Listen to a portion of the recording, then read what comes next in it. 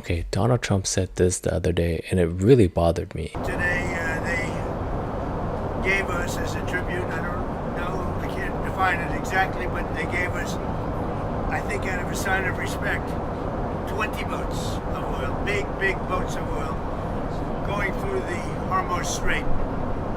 And that's taking place starting tomorrow morning. Over the next couple of days, a lot of boats. And I would only say that we're doing extremely well in that negotiation.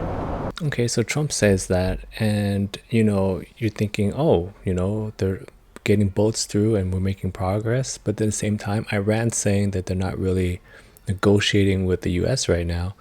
And then I dug a little into it and I saw this headline: Pakistan secures Iran deal to send 20 ships through the Strait of Hormuz, which is in the exact same timing that Trump said that Iran gifted an additional 20 boats. And supposedly Pakistan secured this deal, by themselves, which is, if true, crazy, because that means that Trump tried to take credit for a deal that was done without the United States, that had nothing to do with the United States, to get oil ships through the Strait of Hormuz, which are also denominated in Chinese yuan, not the US dollar.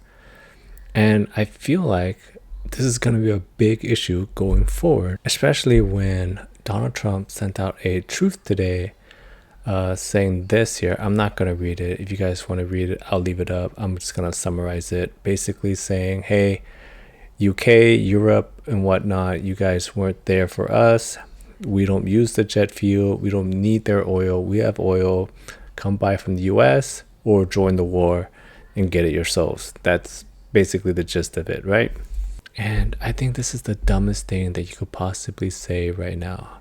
I don't know, you guys remember, was this like last week or so when Japan was here visiting into the US? They had that presser where Trump said the Pearl Harbor little jab. Right after Japan left, I started seeing like these reports that popped up saying that Japan's in negotiation with Iran to buy oil using the Chinese yuan instead of US dollars, right?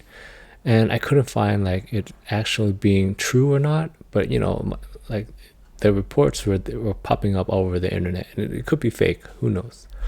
But if you think about this, okay, these are the countries in Europe and Asia, all over, right? Whoever's doing the calculations right now, what are the options they have?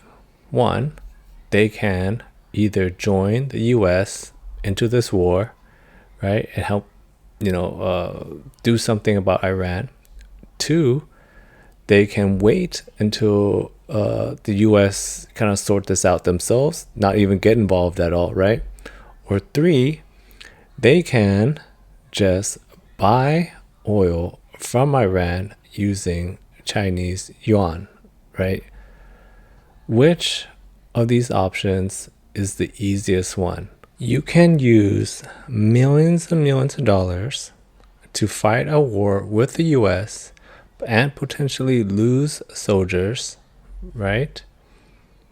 Or you could spend a fraction of that, pay the toll, which could be permanent because Iran just voted in that that's what they're going to start doing now. They're going to start charging every ship 1 to 2 million to pass through, right? Pay the toll and then buy the oil using Chinese yuan.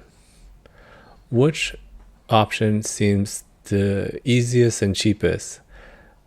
I don't know. To me, it seems pretty obvious. And that's why I was thinking that truth that Donald Trump sent out earlier was one of the silliest things that he could possibly do, because it kind of nudges them in the direction of, yeah, you know what?